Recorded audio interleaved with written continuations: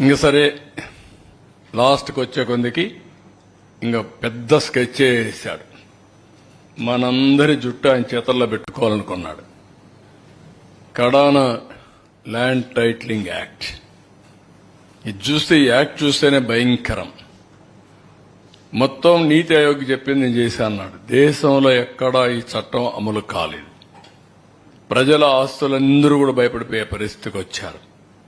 ఇది చూసిన తర్వాత మీరు చూస్తే నో అపీల్స్, సివిల్ కోర్ట్సే లీవ్, నేరుగా హైకోర్టుకే వెళ్ళాలి.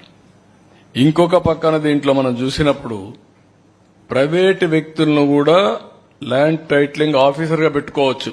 అంటే ఆయన సాక్షిలో పనిచేసిన పెడతాడు. మన సాక్షిలో పనిచేసిన గవర్నమెంట్లో పెట్టాడు. అదే మరి వాళ్ళు గుమస్తాలందరినీ తీసుకుని పెట్టుకునేవాడు. అంటే ఎంత అహంభావం. అందుకే ఈ యాక్ట్ని ఫస్ట్ క్యాబినెట్లోనే తీసుకొచ్చాం, రద్దుకు రికమెండ్ చేశాం, దాన్ని రద్దు చేస్తున్నాం. కానీ ప్రజలకు తెలియాలి, ఆ యాక్ట్ యొక్క వివరాలు ప్రజలు చర్చించాల్సిన అవసరం ఉంది. అందులో ఉండే దురుద్దేశాలని అర్థం చేసుకోవాలని చెప్పి నేను కోరుతున్నా. నెక్స్ట్